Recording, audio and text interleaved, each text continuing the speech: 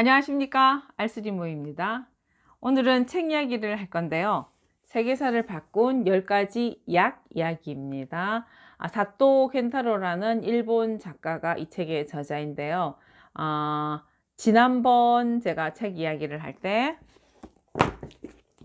세계사를 바꾼 13가지 식물 이야기를 했죠. 오늘은 세계사를 바꾼 10가지 약 이야기 시리즈로 묶어서 얘기를 하게 됐는데요. 이 책은 제가 2008년도에 한번 이 책을 읽고 다시 한번 책을 보게 됐는데요. 결정적인 고비마다 인류를 절대정명의 위기에서 구해낸 약들, 여러 가지 약들이 있는데 여기서는 대항해 시대, 그때의 비타민C가 없어서 괴열병으로 수많은 사람들이 죽어갔어요. 자, 그 비타민C 얘기도 나오고요.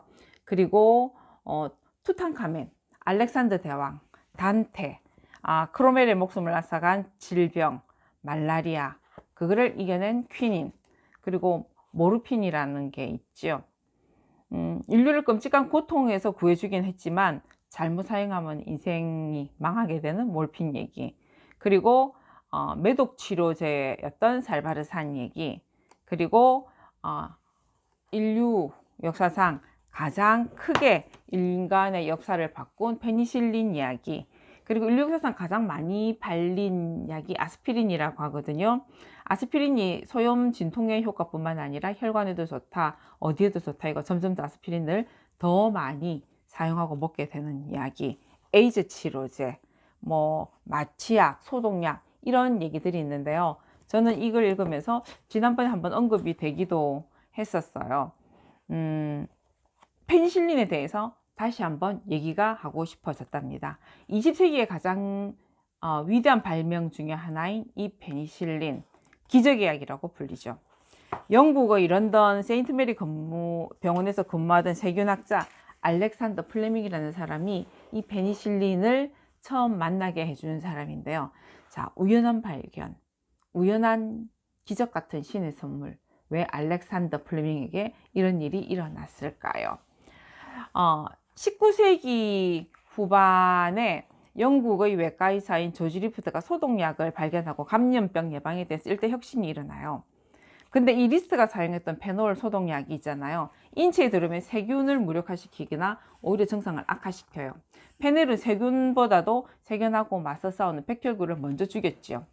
그러니까 인체 세포에 작용하지 않고 세균만 죽이는 어떤 물질이 필요했어요. 플레밍은 여기에 관심을 가진 거죠. 뜻밖에도 1922년 플레밍이 이 물질의 기본이 되는 어떠한 것을 만나게 된답니다. 1922년 플레밍이 우연하게요, 자기가 배양하고 있던 그 배양액에 재채기를 해요. 재채기를 하면서 자기 콧물이 들어가게 되는 거죠. 근데 플레밍이 이상한 거예요. 자기가 우연히 재채기를 했는데 그 배양액에서 콧물 주변에는 세균이 번식을 하지 않는 거예요. 증식이 되고 있지 않는 거예요. 이게 뭐지? 플레밍은 여기에서 이 살균 성분이 눈물과 침, 혈청 등에도 포함되어 있다는 사실로 나중에는 알게 된답니다. 그래서 이 성분을 분해 효소라고 하는 의미를 담아서 리조팀이라고 이름을 붙이게 되지요. 리조팀을 발견한 재채기, 콧물, 우연한 발견. 자, 플레밍이 여기서 시작을 하게 되네요. 플레밍은 학회에 리조팀을 발견했다라고 보고를 해요. 근데 콧물이 무해한 세균을 죽인다는 이야기, 그 당시 학자들 별로 시큰둥하게 별로 받아들이질 않아요. 근데 항균 작용을 하는 물질이 분명하게 존재한다라고 플레밍은 생각을 하게 된 거죠. 내가 지금 모를 뿐이지 이건 존재해. 내가 내 눈으로 똑똑히 봤어. 나는 이제부터 이 세균을 가지고 놀 거야.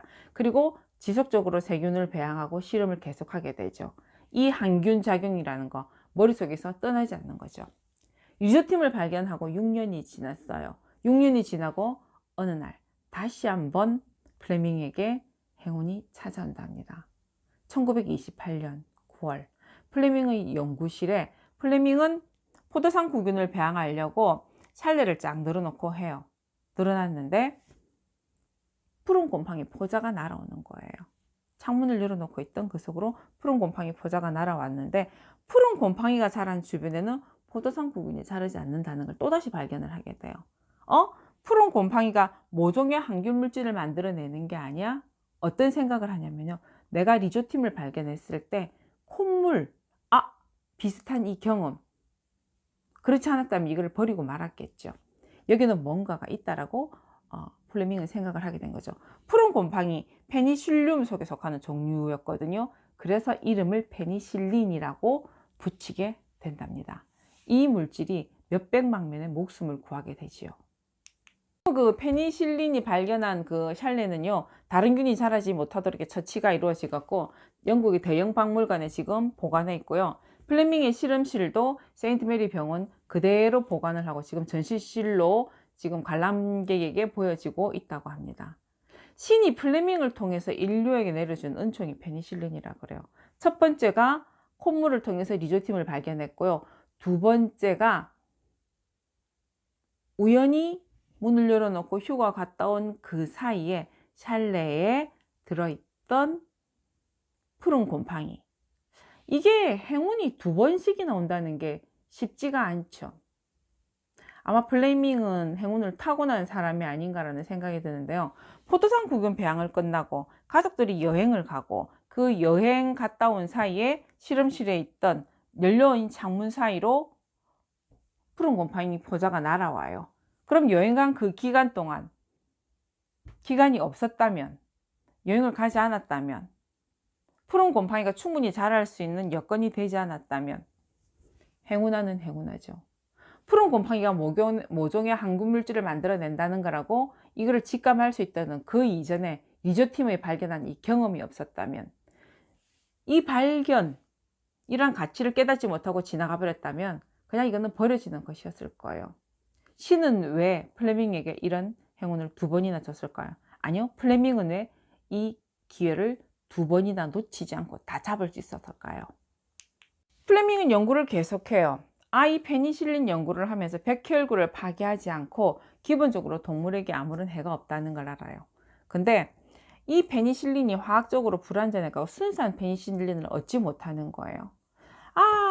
이게 세균을 다루는 데는 플레밍이 더 같았어요. 그런데 어떤 화합물질을 취급을 해가지고 순수한 페니실린을 추출하고 농축하는 과정에서는 난관에 부딪히게 된답니다. 그런데요, 1938년 플레밍의 페니실린의 논문에 관심을 가진 사람이 나타납니다. 영국 옥스퍼드 대학의 하워드 플러리와 에런스턴 체인이라는 이 두 학자가 페니실린에 대해서 관심을 가지고 1940년 드디어 100mg의 귀중한 순수한 페니실린을 추출을 하지요. 1940년에 동물 실험에 성공을 했고요. 그 다음 해에 인간 인체 임상 실험에도 성공을 해요. 1941년 태평양 전쟁이 발발하게 된답니다.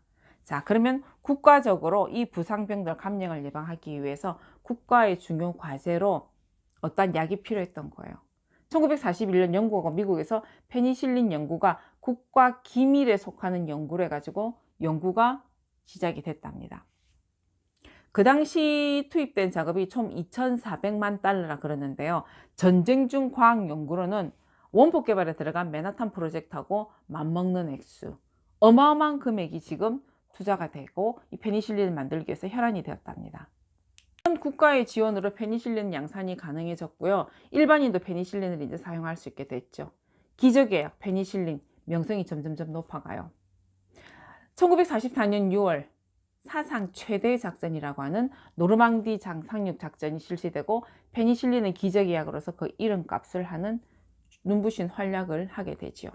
후송된 부상병들 페니실린 덕분에 대부분 무사히 회복을 하게 된답니다. 플레밍은 영웅으로 추앙이 되고요. 1945년에 플레밍과 플러리와 체인이 공동으로 이 세 사람이 노벨 생리학상과 노벨 의학상을 받게 된답니다. 페니실린 연구한 지 불과 몇 년 만에 세계사를 다시 쓰는 이러한 일들이 생겨나게 되었네요. 자, 이 책의 저자는 일본 사람이에요. 그래서 페니실린을 통해서 목숨을 건 최초 인물이 누군가라는 설이 있는데요. 도쿠가와 이에야스라고 이 사람이 얘기를 하고 있어요. 도쿠가와 이에야스가 황색 포도상구균에 감염이 돼요. 그 밑에 있던 사람이 신사에 가서 약을 하나 받아와요. 그 환약된 약을 받았더니 푸른 곰팡이가 있는 어떤 환약을 먹고 도구가 의해서가 나았다라고 하는데 이거는 설이에요. 또 하나에서는 플레밍이 영국의 처칠 수상을 2번을 구했대요. 젊었을 때 플레밍이 길을 가다가 우연히 늪에 빠진 처칠을 만나게 되고 청년 플레밍이 처칠을 구해줘요. 첫 번째 인연이에요. 처칠은 감사한 마음에 플레밍이 대학을 가고 의학 공부를 할 수 있도록 지원을 해줘요. 두 번째는 처칠이 폐렴으로 인해서 죽을 뻔한 고비를 맞아요. 그때 이 페니실린이 처칠을 구했다고 한답니다. 자, 이 이야기는 플레밍이 미국에서 상을 받을 때 상 받는 자리에서 재무장관이 이 처칠과의 우연한 얘기를 하게 되는 거예요. 사실은 영국의 수상이었던 처칠과 플레밍이 7살밖에 차이가 안 나요. 근데 재무장관이 그 큰 상 받는 자리에서 얘기를 하니까 처칠이 나가서 아니에요, 사실은요 라고 말을 못해서 그냥 설로서 지금까지 전해 내려오는 이야기가 되고 있답니다. 자, 그런데 이 페니실린, 인류를 구한 이 기적의 페니실린에게 문제가 생기기 시작을 하네요. 근데요, 이 페니실린, 이제 항생물질을 투입해도 죽지 않는 세균, 내성균이 등장을 하는 거죠. 2차 세계대전이 끝난 이후에 페니실린의 성공으로 인해서 항생물질이 많이 개발이 돼요. 근데 문제가 생기죠. 이제 이 항생물질을 넣어도 안 나아요. 좀 더 센 게 필요한 거죠. 그러면 좀 더 센 항생물질을 투입해가지고 균을 죽이고 또 내성이 생기면 또 다른 것들이 생기게 되는 거죠. 자, 이 내성균이 나타났어요. 자, 인류가 영국에서는 이 내성균 문제를 테러리즘에 버금가는 국가적인 문제라고 지금 국가에 대한 위협으로 생각을 하고 대책을 마련하고 있거든요. 항생물질의 남용과 내성균의 출현이 우리는 부인할 수 없는 사실로 되어 있어요. 어쩌면은 이 약의 오남용으로 인해서 우리의 자신의 목을 조여오는 것은 아닐까요? 인류가 오랫동안 그려온 20세기 후반이 되어서야 겨우 이제 질병 없는 세계를 만날 수 있을 거라고 생각을 했는데 이게 이제 과연 신기루처럼 사라질 수도 있지 않을까라는 생각도 하게 된답니다. 우리가 아슬아슬한 벼랑 끝에서 서 있지는 않은지 이제 약물 오남용과 이 내성균에 관한 대책들을 좀 더 심각하게 받아들여야 되지 않을까라는 생각을 하게 된답니다.